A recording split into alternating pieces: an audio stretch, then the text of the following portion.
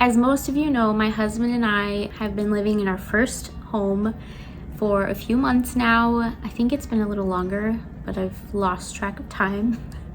So if you've seen my other videos, you know that I have been doing a lot of little budget-friendly DIYs and things like that. So today I thought I could start a three-parter focusing on our very budget-friendly DIY transformation of the back sunroom. This house was built in the 50s, so I think this was an addition. I'm not sure what year they decided to add it on. We're thankful for it, and eventually, maybe in like 5-6 years, we're not sure yet, we really want to just completely renovate the back and just make it part of the house. So when we walk in there, we want it to be an actual sunroom with air conditioning and heating and just a room where we can hang out and have friends come over and have dinners there with more room for like dining and stuff. Because if you've seen our dining room, you know how small it is. So I thought I could start a three-part series of us transforming our sunroom on a budget. And today I want to be focusing on the wooden stairs that we have back there. And it's really not in the best condition, but I'm not going for perfect. I don't want perfect, but I just want it to be presentable and just a cozy little sunroom that we can just hang out and have some coffee in the morning and breakfast.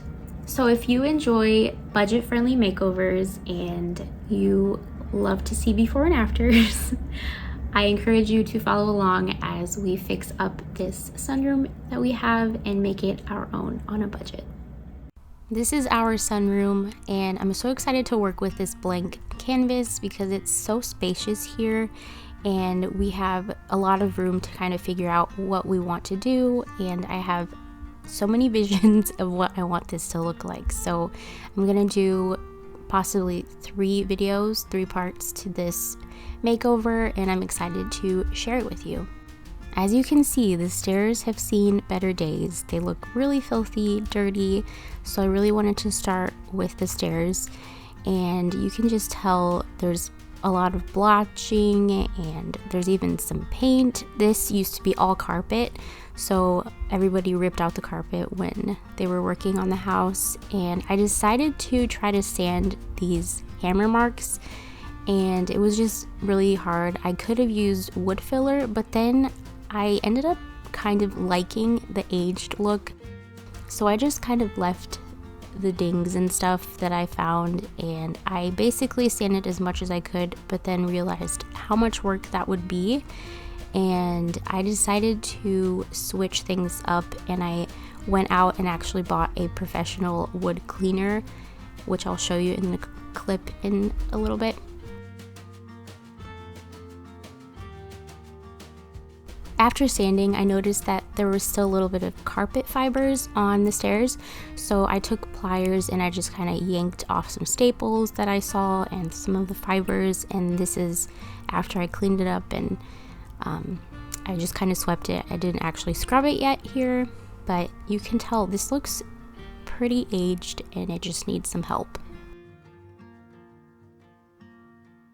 This is the wood cleaner that I ended up getting. It's Bear's all-in-one wood cleaner, and I did get chemical resistant gloves. I got a mask and some glasses because it did say that it's pretty dangerous to inhale and to touch. I'm pretty sure Andrew was actually building the bonfire in the back when I was doing this, so here's he is with his Vizzy, and I made sure you have to make sure that the wood you're working with is wet when you work with this. I put the chemical in a plastic tray and I just kind of went to town. You can dilute it with water, which I did, and I also used a little bit of the full strength in some areas that were pretty bad, but I didn't go too crazy because I was going to use the solid stain, so it wasn't going to show any of the bad parts.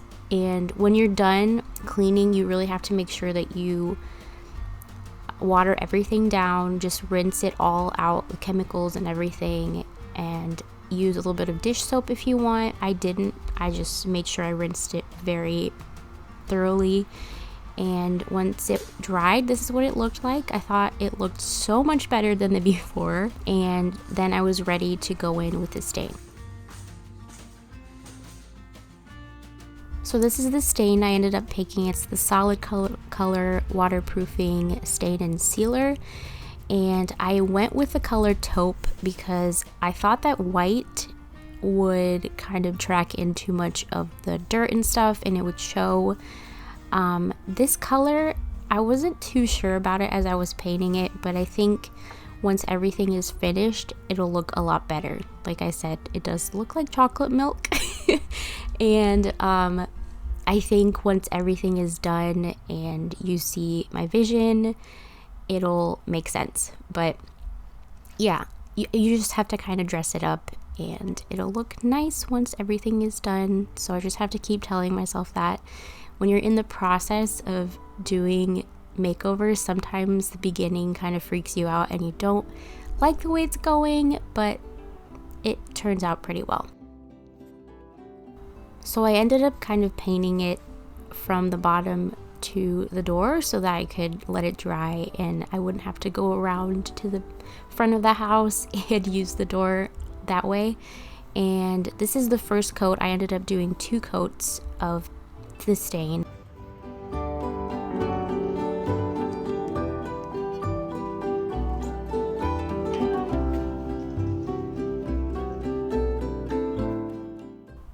So here's the finished product so far. I still need to get some twinkle lights I want to put here and just lights in general. I really want to do the cozy whimsical feel. As always, I love whimsy.